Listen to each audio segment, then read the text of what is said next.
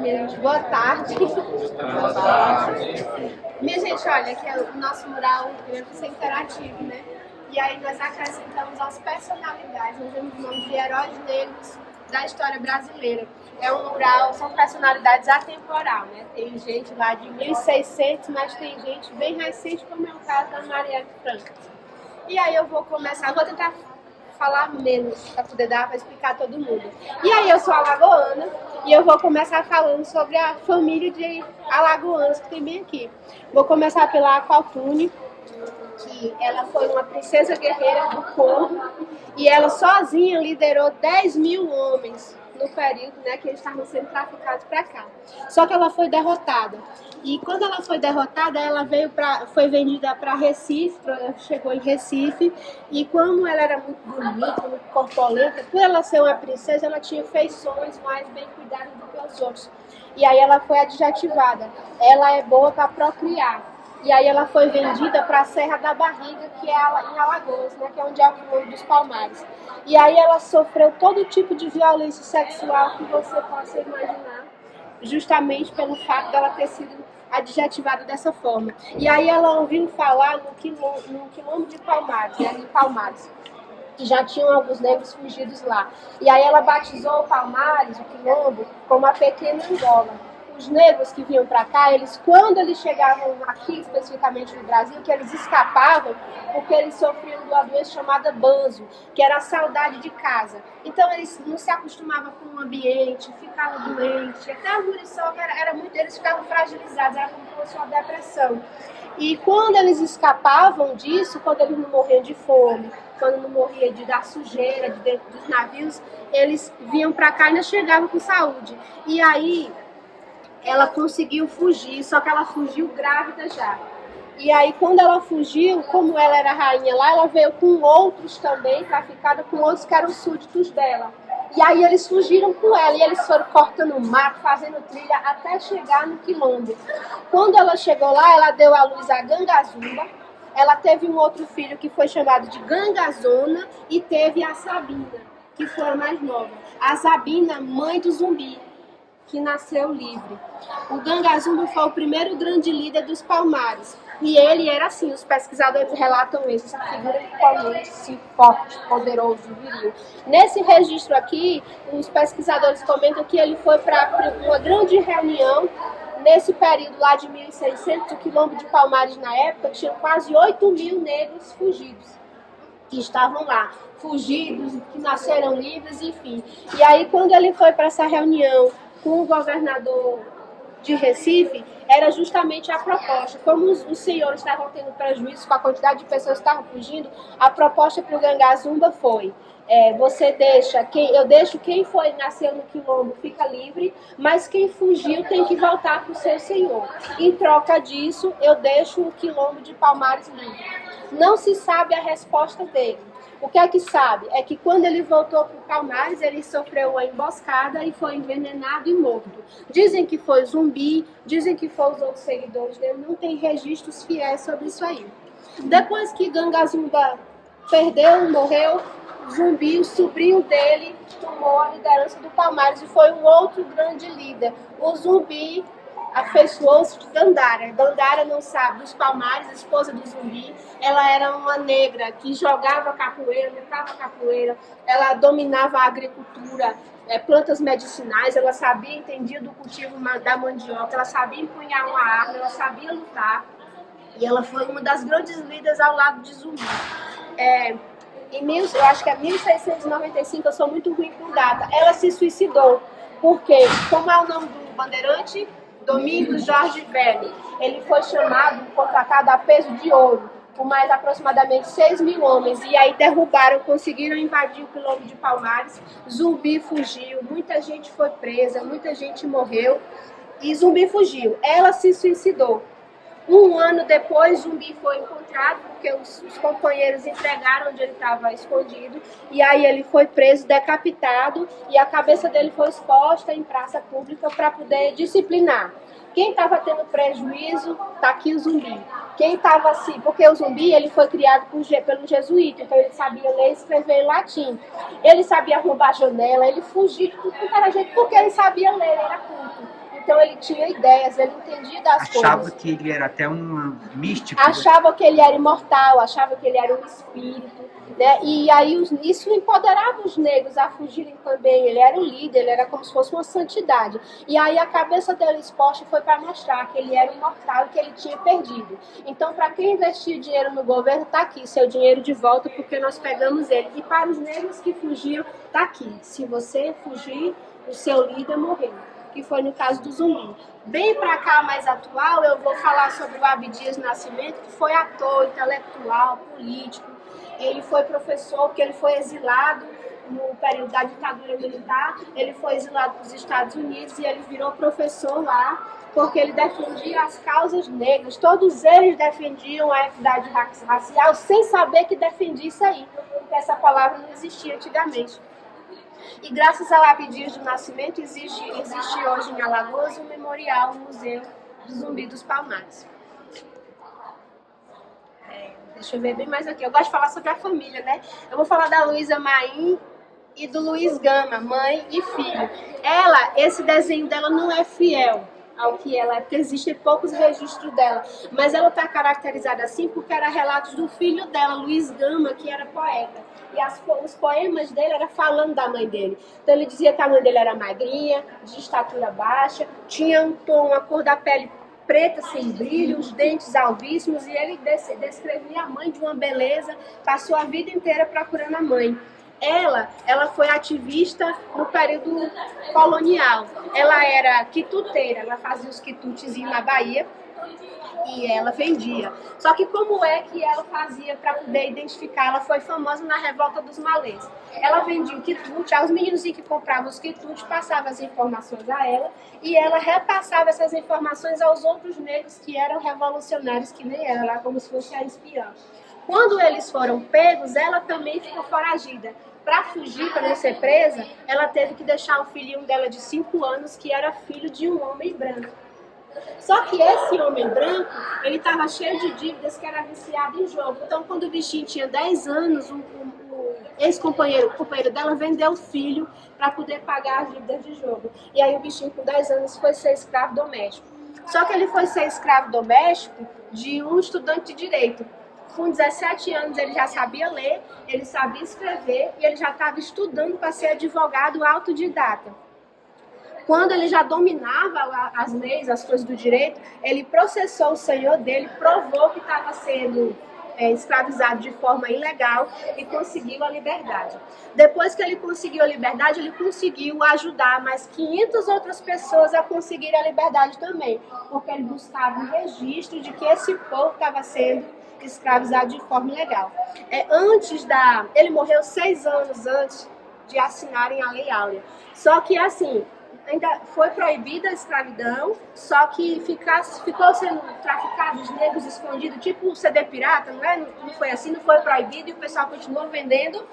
Foi da mesma forma. Tráfico, foi proibido o tráfico, mas continuaram traficando escondido, mesmo sendo ilegal. Então, depois dessa lei, desse registro, todo negro que fosse vendido, escravizado, era ilegal. E ele conseguia judicialmente provar isso.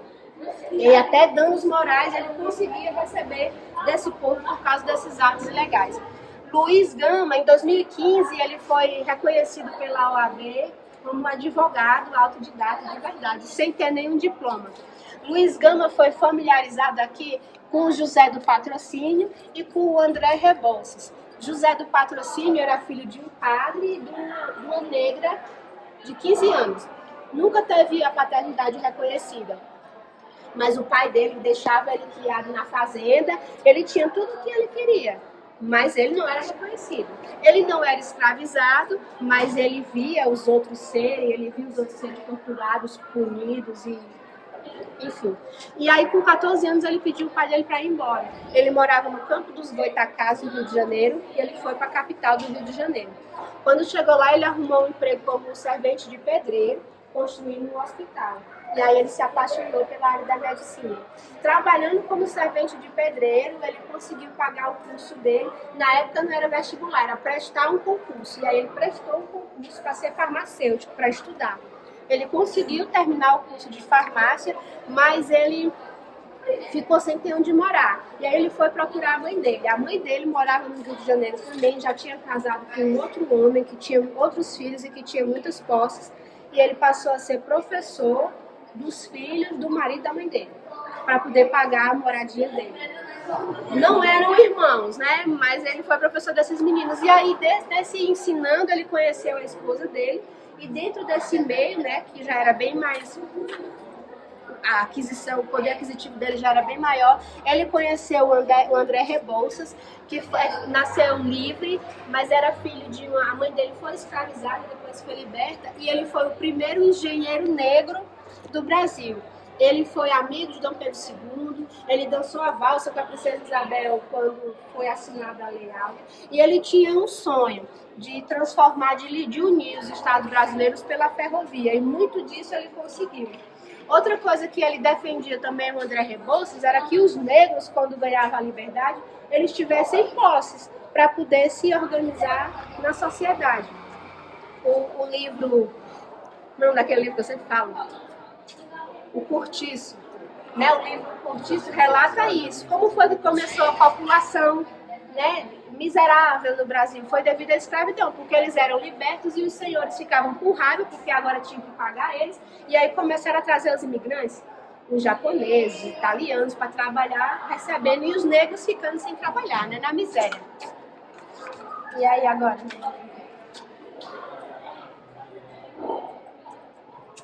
Pergunta mesmo. Fala do Dragão do Mar. O Dragão do Mar, cearense, nasceu em Aracati, Francisco José do Nascimento, era conhecido como Chico da Matilde, porque era o nome da mãe dele, Matilde. Ele perdeu o pai dele bem novinho, e aí a mãe dele mandou ele trabalhar, levou ele para Fortaleza para trabalhar lá no mercado, né, no peixe. E aí ele foi crescendo, virou jangadeiro, começou a navegar e virou almirante mor. Ele era chamado de Dragão do Mar porque ele protegia o litoral cearense contra os navios que traziam os negros. Como já não podia mais, a partir do momento como o Ceará foi o primeiro estado, né, a libertar os escravos, aí ele e os demais, nessa revolução, se negavam a desembarcar os negros ali. Então, no litoral cearense, não tinha mais desembarque de negros por serem traficados ilegalmente, porque o Dragão do Mar é o protetor do oceano do litoral. E a gente é terra da luz, não por conta do sol. Não é por conta do sol, da luz a libertação. O nosso... isso eu não posso falar não, depois eu falo esse negócio da Terra do Sol. Mas essa daqui, olha, eu gosto de contar a história dela. A Zacimba Gaba também era uma princesa da Angola e ela veio para o Espírito Santo. Ela veio com 12 súditos certinho. Só que aí esse povo era tão fiel a ela que o senhor dela, ele percebeu aquele comportamento dele seguindo ela. E aí ele botou ela dentro de casa presa todo dia. Ele violentava ela, ele torturava ela e os súditos até ela assumir que ela era da realeza. Quando ela assumiu, o bichinho não aguentou mais, ela assumiu que era da realeza, aí pegou e botou ela como escrava doméstica, só para humilhar ela. Só que ela tinha ganhado a confiança dos outros. Além de como chefe, né, de como líder, ela também ganhou a confiança deles como curandeira. Ela entendia das ervas medicinais, do cultivo de agricultura e tudo, e ela sabia fazer veneno. O que foi que ela fez? Ela é considerada heroína negra capixaba, né, do Espírito Santo. E o que foi que ela fez? Ela pegou a pele de uma jararaca seca, velha, né, transformou um pauzinho. Todo dia ela colocava, era química, botava uma medida certinha na comida dele. Os outros companheiros dela comiam também, porque tinha que experimentar. Mas um dia era um dia era outro, mas o Senhor todo dia comia da mesma comida envenenada. E aí, com o tempo, ele foi definhando e morreu envenenado, sem saber que ela tinha envenenado. Depois que ele morreu, ela conseguiu, transformou aquela fazenda em um quilombo. Ela só poupou a mulher e os filhos dele, que era quem não machucava ela, nem os colegas dela. E aí, a partir desse momento, ela voltou a ser líder daqueles escravizados que estavam lá, que viraram libertos do quilombo. E aí entra na história dela, que não está aqui, o Benedito Meia Légua, que era chamado de Benedito Caravelas, era o nome dele. Ele nasceu no Espírito Santo e ele era devoto de São Benedito. O Benedito Meia Légua, ele era um líder de quilombo. E ele invadia as fazendas e roubava, ajudava os negros a fugir. Cada grupo de negros na fazenda que fugia, o Benedito Meia Légua pegava um líder e botava para vestir igual a ele. A mesma roupa, a mesma cor, do mesmo jeito. porque ele não podia ser aprisionado. Aí surgiu aquela expressão bem famosa, será o Benedito? Por quê? Porque quando prendia o outro líder, estava vestido do mesmo jeito, aí o pessoal disse, será que esse aqui é o Benedito? Meia légua aparecia o Benedito de verdade, mas estava todo mundo igual, ninguém conseguiu pegar ele. Ó, essa daqui, ó, a Maria Filipa, tem que terminar, né? A Maria Filipa também, ela foi uma personagem importante na independência da Bahia, né? Dia 2 de julho, o que foi que ela fez? Ela era alta, né, grandona, andava de saia rodada, também era capoeira, ela jogava capoeira também. E aí a atividade dela, no período, era fiscalizar. Ela ficava no alto olhando se vinha embarcação dos portugueses, dos inimigos. Quando vinha, ela corria para avisar para o povo se preparar. Ela também fazia o deslocamento de comida para os outros que estavam escondidos. Só que ela era empoderada. Aí teve um dia que ela disse, eu não vou mais ficar aqui sem fazer nada. Vinha a embarcação, ela se organizou com 40 outras mulheres e ficaram na praia esperando. Quando eles desembarcaram, viram elas tudo bonitona, seminua, né? Aí elas correram pro mar. E eles correram atrás. E cada vez que eles corriam, elas tiravam uma peça de roupa. E eles se empolgando. Aí quando chegou num determinado lugar, elas estavam lá simulando que ia tirar o resto da roupa. E eles tiraram a roupa também. Elas pegaram cada um bicho de cansanção, deram-lhe uma surra neles, eles tudo seminus. Deixaram eles pra lá, se coçando, se ardendo da peia que levaram. E tocaram fogo nas embarcações. E graças a essa atividade, essa ideia dela, que ela era ardilosa, eles conseguiram a independência da Bahia no dia 2 de julho, se não me engano. Pronto? Não, pode seguir. Aí agora pergunta. Quem que não falei? O Pixinguinha, pronto. O Pixinguinha foi o primeiro negro a se apresentar no Teatro do Rio de Janeiro, musicalmente. Pra quem não sabe, o festival aqui do Meu Chorinho em Cachaça foi criado na primeira vez, que não é mais esse nome, foi criado a primeira vez em homenagem ao aniversário dele, no dia 4 de maio. A primeira versão do lançamento do festival foi em celebração ao aniversário dele. Ele era flautista, arranjador musical, e no período aqui foi, na nossa época foi o Covid, né? Mas no período mais dele era aquele recesso, assim, aquele resquício da gripe espanhola ainda, que ninguém saía. Então ninguém ia se apresentar no teatro, e ele, por ser negro, ele não podia. Aí o que foi que ele disse, olha, mas o povo não vai vir por causa da gripe, deixa eu me apresentar. E aí ele conseguiu se apresentar uma, duas, depois já formou um grupo musical, e aí ganhou a fama dele a partir daí. Outra também que se destaca é a Ruth Souza. Foi a primeira atriz negra a ser contratada pela Rede Globo. Ela se destacou pelo papel lá na Sim a Moça, que ela fazia o papel de uma mucama. E o Milton Santos, botei aqui em homenagem ao meu marido, que é geógrafo. O Milton Santos, minha gente, ele foi o primeiro negro e a primeira pessoa de um país de terceiro mundo a ganhar. Eu não sei pronunciar o nome, que é em francês, mas é como se fosse o Prêmio Nobel de Geografia, pelos estudos dele. Ele foi exilado também no período do regime militar, porque ele era ativista político, ele também trabalhava, ele estava a favor do direito de todos. E aí ele passou muito tempo na França e nos Estados Unidos. Ele passou, antes de ele conseguir o exílio para fora do país, ele ficou 6 meses preso e aí ele teve um acidente vascular cerebral que fez com que ele fosse para casa. Quando ele foi para casa, ele ficou bom e foi embora para a França. E aí trabalhou nas universidades lá. Quando ele voltou para cá, depois do regime militar, ele não conseguia arrumar emprego, justamente porque ele era negro. Depois de muito tempo que acabou a ditadura, ele conseguiu o primeiro emprego dele na Universidade do Rio de Janeiro, onde ele foi professor até morrer. O Milton Santos, ele descreveu os primeiros conceitos sobre paisagem, urbanização e globalização. E ele, sobre a geografia, ele dizia que o Brasil precisava ser estudado novamente para poder dizer que tinha geografia. Porque ele era da geografia política, crítica, né? E ele dizia assim que o brasileiro não era cidadão. O pessoal da classe média não tinha direito, né? Também não tinha benefício nenhum. Mas o pobre não tinha nada. O pobre não tinha direito, o pobre não tinha benefício. Então, num lugar que o pobre, que as pessoas não tinham direito, elas não eram cidadãos. Então, não existia geografia, porque ele defendia também a geografia política.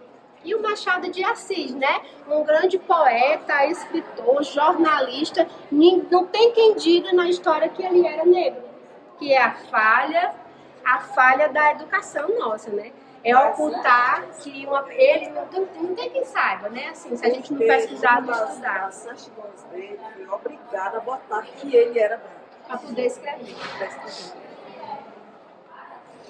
E aí eu vou lhe dizer, eu sou uma mulher branca, mas eu estou falando aqui sobre os meus ancestrais, não é? Aí eu vou usar uma frase que eu vi, pesquisando e estudando. Eu não sou descendente de escravos, nós somos descendentes de um povo que foi escravizado. E por causa desse povo, nós estamos aqui, né? São as nossas, independentes da cor da pele, porque cores nós temos várias, né? Mas nós viemos de um canto só. E a Mariela vai chorar. A Mariela, que a figura dela fala muito, né? Eu não sou ninguém para falar sobre ela, mas a figura dela empoderada. Eu tô chorando porque o menino tava mangando dela. Eu nem vi que o menino tava mangando, mas agora eu tô chorando. Não sei como é que pode, né? Mas uma figura empoderada, socióloga, ativista política. Ela lutou a vida dela contra a igualdade para todos, as raças, a orientação sexual. Ela lutou por tudo, né? Foi eleita a 5ª pessoa mais votada e foi perseguida e morta por lutar pelo que é ser. Eu lembrei de uma frase que a professora Miriam disse: poxa, a gente faz as coisas certas, mas está todo mundo fazendo tudo errado, que a gente acaba achando que está fazendo errado. Só que nós estamos fazendo certo, né? Recentemente foram presos 2 dos que mandaram matar ela, mas eu acredito que ainda tem muito mais. E quantas Marielles não foram caladas, que não foram noticiadas? Quantas Marielles nós não conhecemos, né? Então aqui é uma figura muito importante que relata a história de todos os outros. Esse daqui se suicidou porque ele ficou decepcionado com a República. Essa daqui se suicidou de acordo com os registros, porque ela não queria ser escravizada. Essa da mesma forma. Esse aqui morreu sozinho, o bichinho, e tantos os outros. Porque lutaram e foram abandonados pelo sistema, abandonados pela República a qual ele tanto protegeu. E aí eu achei isso aí, né, gente?